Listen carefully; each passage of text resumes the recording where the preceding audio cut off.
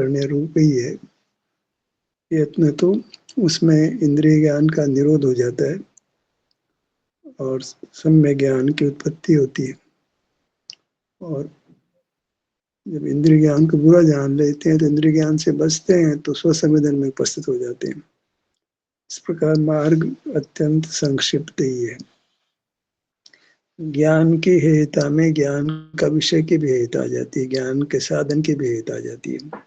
इंद्रियां, इंद्रिय ज्ञान, इंद्रिय ज्ञान का विषय, तीन को ही करना पड़ता है। सारा पुद्गल इंद्रिय ज्ञान का विषय है, सारा पुद्गल ही है। जिसको हम धन मानते हैं वह है, उपाधि नहीं है। धन को ग्रहण नहीं करना चाहिए, धन का त्याग करना चाहिए। मार्ग का यही प्रकार, कमजोर है, ग्रस्त है, धन का आश्रय करते हैं, पर वो बंध का हेतु है। धन का त्याग करना चाहिए, धन को अर्जित नहीं करना चाहिए, धन का त्याग करना चाहिए। दान देना व्यवहार से, धन का तो त्याग ही करना चाहिए, क्योंकि धन पर वस्तु है। तो पर वस्तु से हमारा हित नहीं हो सकता, ना दूसरे का हित हो सकता है। व्यवहार से है कि उनको धन की आवश्यकता रहती है, तो कथनचित उपादेय व्यवहार में होता है। मोक्ष मार्ग जो अनुभव रूप है, वहाँ धन का कोई काम नहीं है। वहाँ धन खड़ा करेंगे तो अनुभव नहीं होगा। धन को भी इंद्रिय संज्ञा है, धन को भी जीतना पड़ता है, धन का प्रेम छोड़ना पड़ता है। धन का राग होता ही नहीं है। जब अनुभव करते हो तो धन तो ज्ञान का विषय नहीं बनता है, तो राग क्या करेगा वो। जहाँ आपका अनुभव करता है वो परद्रव्य ज्ञात ही नहीं होते, धन ज्ञात ही नहीं होता, धन के प्रति राग भी नहीं होता, द्वेष भी नहीं होता, मोह भी नहीं होता। तो जब हम अभ्यास करते हैं, दो ही प्रकार से अभ्यास करते हैं। शरीर से जुड़ते हैं, एक प्रकार तो ये है। एक प्रकार ये है कि हम तो बस इंद्रिय ज्ञान नहीं करते, संकल्प को आधार लेकर चलते हैं, तो फिर हम अपने अनुभव रूप होते हैं। इंद्रिय ज्ञान को हे नहीं जाना जाए तो फिर स्व संवेदन में स्थिरता नहीं होती है। बाहर खड़े होते हैं वो तकलीफ नहीं लगती है। इंद्रिय ज्ञान तो दोष पैदा नहीं करता है, न इंद्रिया दोष पैदा करती है, मोह दोष पैदा करता है। ये प्राय चिंतन रहता है।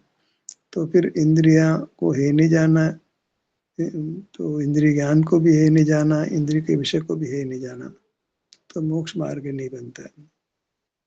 केवल स्व संवेदन करें, और जब तक ये इंद्रियां बुरी नहीं लगे, इंद्रिय ज्ञान के विषय, तब तक स्व संवेदन ने जो काम करना चाहिए वो नहीं किया। पुनः पुनः स्व संवेदन करते हैं और दर्शन मोह मिट जाता है, तो तीन चीज हे हो जाती है, इंद्रिय ज्ञान के विषय। अब इंद्रिय ज्ञान का विषय ही है सारी दुनिया, तो हमारी सब मूर्ति ही है। तो अभी तो अपने को परीक्षा करनी चाहिए अपनी, क्या हमको मूर्त इंद्रियां दुख रूप लगती है, दुख के कारण रूप लगती है। आँख है, कान है, नाक है, जीभ है, स्पर्श इंद्रिय है, इनसे ज्ञान होता है तो अच्छी लगती है इंद्रियां। तो इंद्रियों को जय नहीं किया। इंद्रियां अच्छी नहीं लगनी चाहिए, बंधन लगनी चाहिए। कब इंद्रियों से मुक्त होऊंगा, कब अशरीरी होऊंगा, तो इंद्रिय नहीं मिलेगी ना। तो मैं कब इंद्रियों से मुक्त होऊंगा, इंद्रियों के आकार से भी मुक्त होऊंगा, इंद्रिय ज्ञान जो मूर्त का जानना उससे मुक्त होऊंगा। सारा जगत मूर्त जो इंद्रिय ज्ञान का विषय है वह भी मेरे ज्ञान में ज्ञात नहीं होगा। ये है सारा पुद्गल, सारा धन एक कोटि में, धन एक कोटि में, धन का ज्ञान एक कोटि में, ज्ञान का निमित्त इंद्रियां जो बंधन रूप है वो एक कोटि में। तो स्वसंवेदन में स्थिरता हो जाती है। बाहर में तो कोई सार रहा नहीं। मूड से छूटना है, इंद्रिय से छूटना है, तो यहीं बैठे रहना पड़ेगा ना। शरीर इंद्रिया छूटना माने मूड शरीर से छूटना।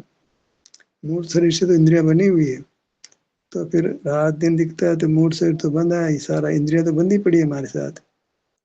तो इंद्रियों से छूटने के लिए इस मूड शरीर के स्थान पर अपना मूड शरीर है उसी से युक्त रहना है। बाहर आए तो फिर आप इंद्रिय ज्ञान को भी इंद्रिय ज्ञान में खड़े हो गए, इंद्रिया को ये नहीं जाना, जाना में वो आचरण रूप नहीं हुआ, और बाह्य पदार्थ हमारे ज्ञान के विषय बनते रहे, तो संसार ही बना रहा। तीन से संसार है, इंद्रियां, इंद्रिय ज्ञान, इंद्रिय ज्ञान के विषय, तीनों जाते हैं। जब अनुभव करते हो तो वहीं इंद्रियां होने पर भी स्वीकार ही नहीं है, इंद्रिय ज्ञान नहीं, इंद्रिय ज्ञान का विषय भी नहीं है। इंद्रियों का बंधन तो बहुत देर छूटता है, लेकिन इंद्रिय ज्ञान छूट जाता है, इंद्रिय ज्ञान का विषय छूट जाता है। इंद्रियां जो है वो बहुत समय तक शरीर साथ रहता है, तो कुछ समय तक रहता है, अल्टीमेट नहीं रहता है। तीन प्रकार की इंद्रियां जाननी चाहिए, मूर्त इंद्रियां, इंद्रिय ज्ञान भी इंद्रियां, इंद्रिय ज्ञान का विषय भी इंद्रियां। हमारे घर में जो जेवर है, गाड़ी घोड़े हैं, मकान है, सबको इंद्रिय संज्ञा है। जीतना माने उनके त्याग की बात करो। तीन से मुक्त होना है, इंद्रियों से मुक्त होना है। उद्गल की बनी हुई है, उससे जो ज्ञान होता है उससे मुक्त होना है, जिसका ज्ञान होता है उससे मुक्त होना है। ज्ञान के विषय से सिद्ध भगवान मुक्त है, अनंत परमात्मा मुक्त है, ज्ञान से मुक्त है वो तो। ज्ञान मूर्त का होता है, उससे वे मुक्त हो गए। जिसको जीतना है वो मुक्त में क्यों रहेगा, जिसका अभाव करना है उसका सद्भाव हो गया, वो तो गजब है। मूर्त पदार्थों के ज्ञान का तो अभाव करना, वही जीतना है।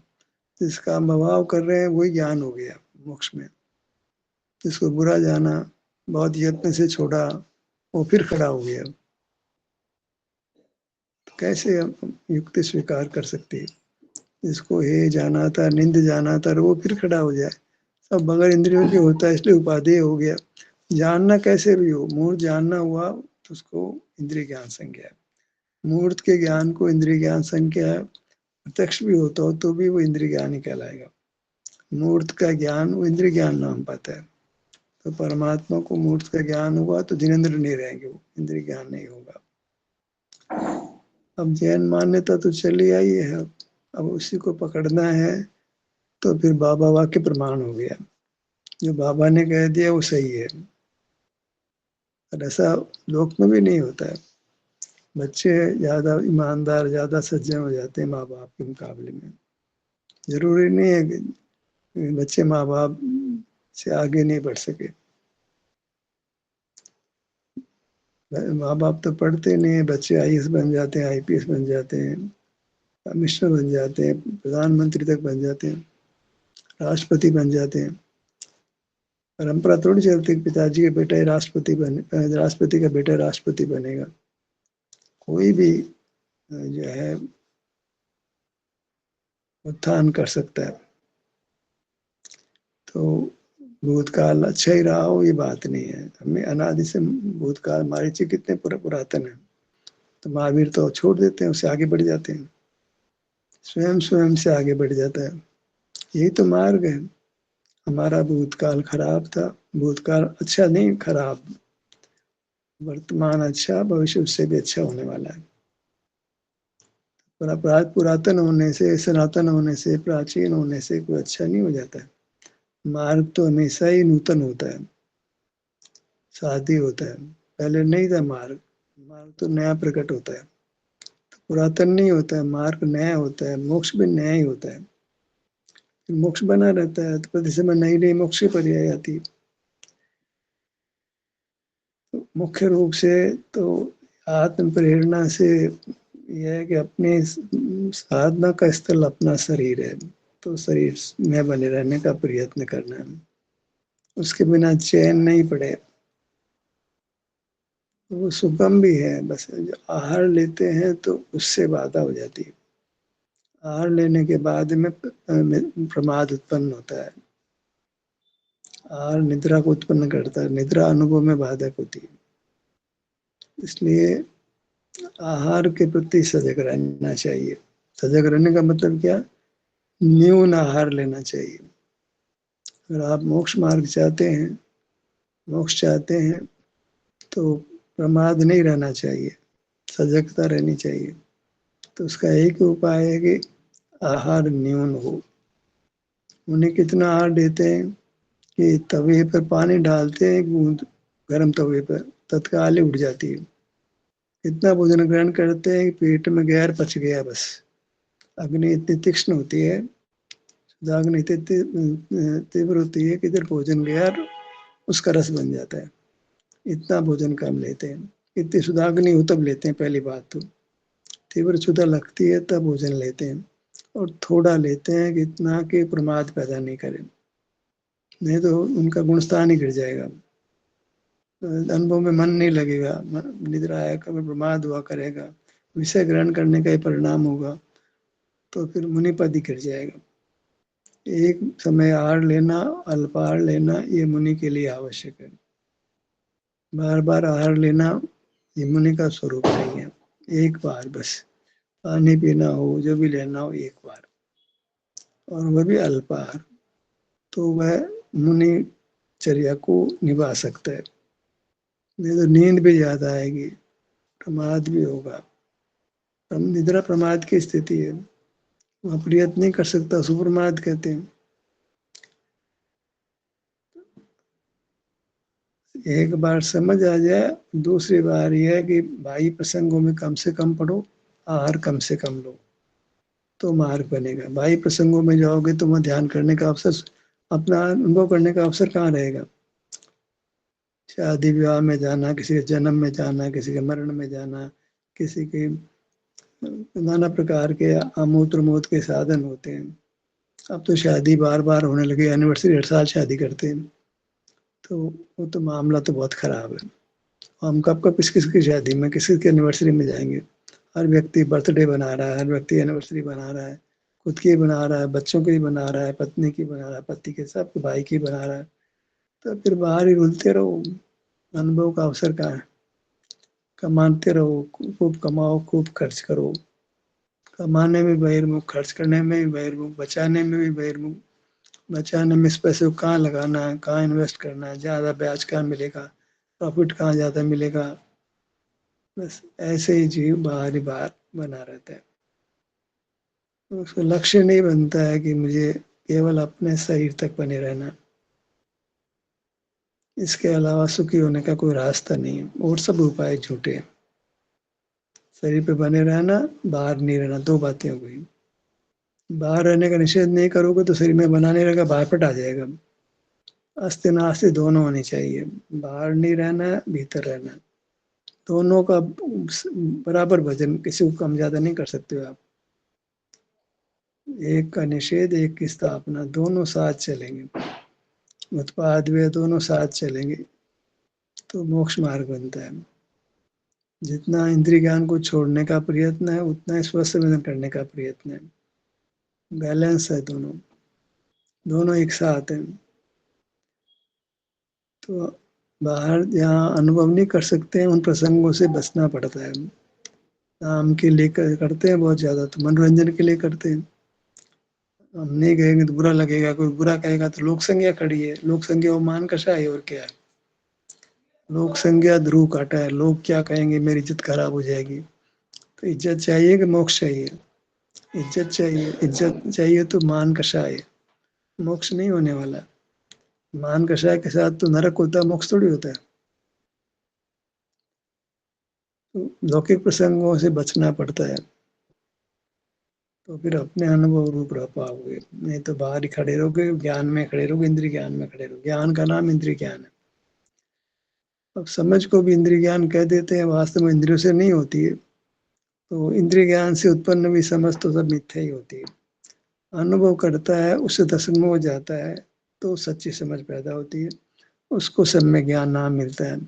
पर वह सम्यक ज्ञान भी विकल्पात्मक, उससे बंद ही होता है। बस ये सम्यक ज्ञान अनुभव की प्रेरणा देता है, स्वयं अनुभव नहीं बनता वो, तो उसके त्याग से अनुभव होता है। और प्रेरित कर सकता है सम्यक ज्ञान सब अनुभव को, लेकिन स्वयं अनुभव रूप नहीं है वो। अनुभव रूप नहीं होने से सम्यक ज्ञान त्याजी हो जाता है। मैं तो अनुभव रूप दशा चाहिए, मुझे तो एक अनुभव की दशा चाहिए, क्यों, उसी से मोक्ष होता है। मुझे मोक्ष चाहिए, मोक्ष का बंधन नहीं चाहिए।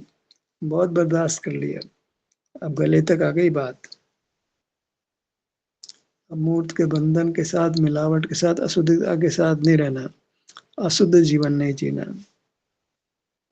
अशुद्ध जीवन नहीं कब नहीं होगा, जब तीन प्रकार की इंद्रियों को जीतेंगे।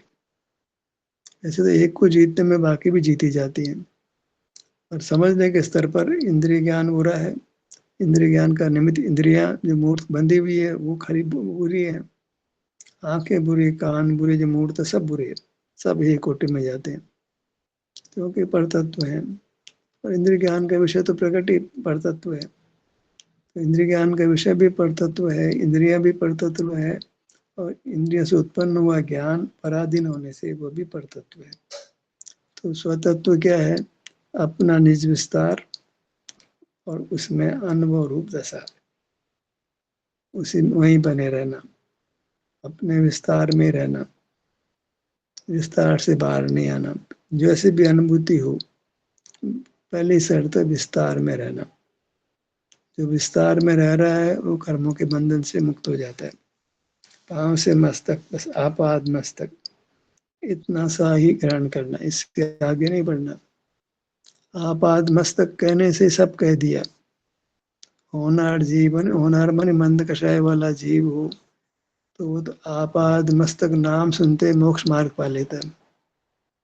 जब वो कमजोर हुआ हो तो उसको दो शब्द सुनाए, आपाद मस्तक, ध्यान आपाद मस्तक तक पहुंच गया और उसको शांति मिल गई, मैं मार्ग पा गया। फिर बस आप वहीं अपने आपाद मस्तक में रहता है। यहाँ किसी भाग में रहेगा क्योंकि अभी कर्म का विपाक है, पूरी तरह कर्म नष्ट नहीं हुआ। पर मुक्ति पाने के लिए तो भगवान का आपाद मस्तक नहीं देखना है, अपना आपाद मस्तक।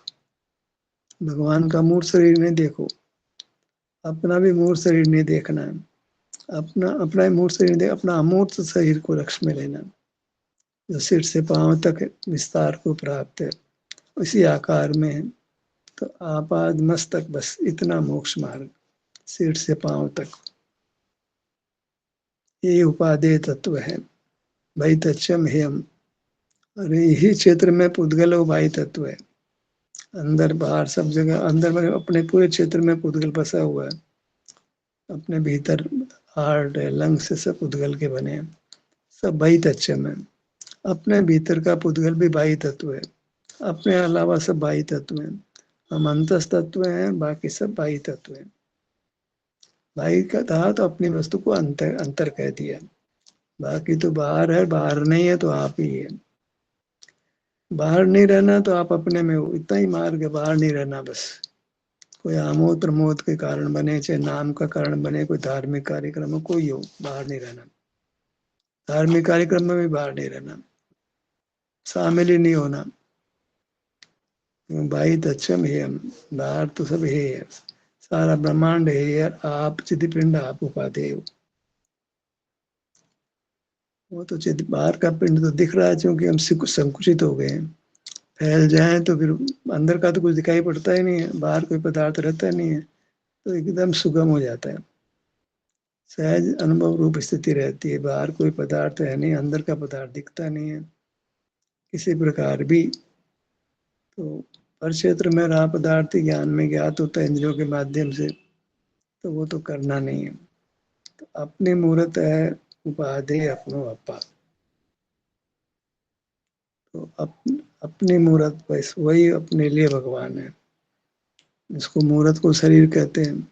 अपना शरीर, पुद्गल के शरीर की बात ही नहीं है, अपना शरीर वह भगवान है। आश्रयभूत होने से उसको भगवान कहा जा रहा है। अन्यथा निर्मल परिणति नहीं है तो कैसे भगवान कहोगे? भगवान कहने के लिए जरूरी है कि भगवान का आकार तो है ही, तीन लोक जो भी है, पर साथ में वो कर्म बंधन से रहित निर्मल दशा भी होनी चाहिए, शुद्ध दशा भी होनी चाहिए, तो भगवान कहलाते हैं। तो भगवान दो प्रकार का हो गया, एक विस्तार रूप भगवान, एक वृत्ति रूप भगवान। दोनों का अभेद वो वास्तविक भगवान है।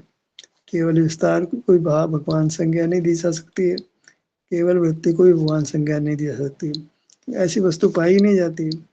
विस्तार हो वृत्ति नहीं हो, वृत्ति हो विस्तार नहीं हो, वस्तु ऐसी है, उत्पाद द्रव्यात्मक। ऐसे वस्तु को हमको श्रद्धा करनी है, उसको आदरणीय बनाना है, उसमें अपनापन करना है।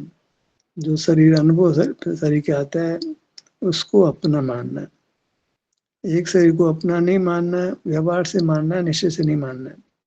व्यवहार ही खत्म हो जाएगा। व्यवहार तो मूर्त शरीर के सारे ही होता है।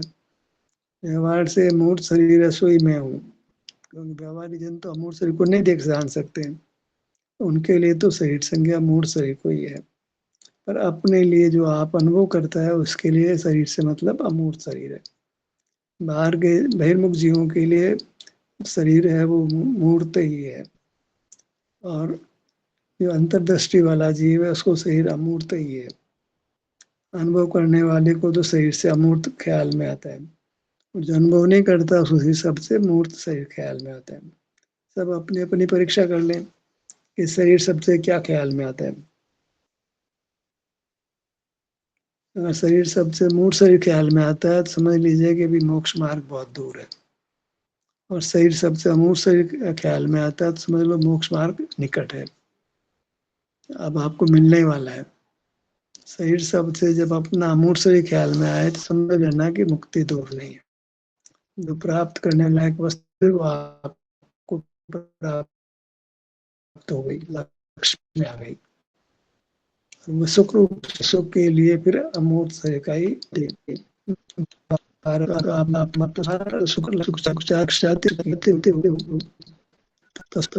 तो दवा को अपने कायदे से बार बार लेता है, भूल नहीं करता है।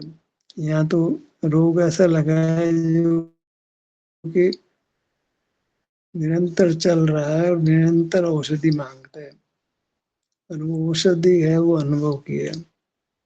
अनुभव रूपी औषधि लेते हो रूपी रोग मिटता है, राग द्वेष मोह मिटते हैं। भवांतर में परिभ्रमण, कभी बालक कभी जवान, कभी वृद्ध कभी बालक, कभी पुरुष कभी स्त्री, कभी मनुष्य कभी त्रियंज, कभी एकेंद्रीय कभी तो कितना परावर्तन का रूप है। पंच परावर्तन कितना बड़ा है, कोई पार ही नहीं है। तो एक रूप दशा चाहिए तो एक रूप, एक पदार्थ को ग्रहण कर लो, उसके एक रूप को ग्रहण कर लो, उसके शुद्ध रूप को ग्रहण करो जो वीतराग दशा रूप है, आप आपके अनुभव रूप है। ऐसी मूर्त हो हमारी जो अपने अनुभव रूप हो, अपने विस्तार के सन्मुख हो। विस्तार में हो वही विस्तार के सन्मुख होना कहा जाता है।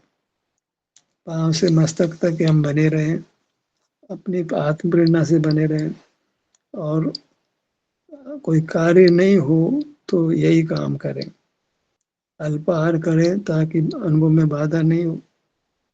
क्योंकि अधिक भोजन करने के बाद आप चाहोगे तो भी मन राजी अनुभव करने के लिए नहीं होगा, मन ही राजी नहीं होगा, चित्त राजी नहीं होगा। तब आपको वही काम की शरण लेनी पड़ती है, वही काम करते हो आप जो आपके लिए हितरूप नहीं होता है। हित चाहिए तो आहार नहीं हो तो बहुत अच्छा है, लेकिन जीवन तो चाहिए। जीवन के लिए आहार लेना पड़ता है, लेकिन स्वाद के लिए नहीं लिया जाए। इष्ट इसलिए स्वादिष्ट इसलिए खा लेना ये बात नहीं है। स्वादिष्ट भोजन ही करें कोई दिक्कत नहीं है। भूख लगेगी तो बहुत भोजन स्वादिष्ट लगता है, अच्छी भूख लगी हो तो, पर वह स्वास्थ्य का बाधक नहीं होना चाहिए। जहर का आहार थोड़ी कर लेंगे, स्वास्थ्य के लिए अनुकूल हो आहार करेंगे, थोड़ा करेंगे ताकि अनुभव में बाधा नहीं हो, निद्रा ज्यादा नहीं आए। तो हम अपने विस्तार के सन्मुख रहेंगे, वहीं ठहरना बनेगा, कम प्रयत्न से ठहरना बनेगा, और हमें अधिक अधिक सुख का अनुभव होगा, पूर्ण सुख भी प्राप्त होगा। ये सत्र यही समाप्त होता है। आपकी सहभागिता के लिए धन्यवाद।